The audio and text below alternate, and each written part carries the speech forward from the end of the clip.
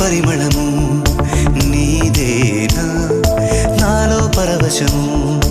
నిజమేనా బొండు మల్లి పువ్వు కన్నా తేలికగు నీ సోకు రెండు కళ్ళు మూసుకున్నా లాగు మరి నీ వైపు సొగసును చూసి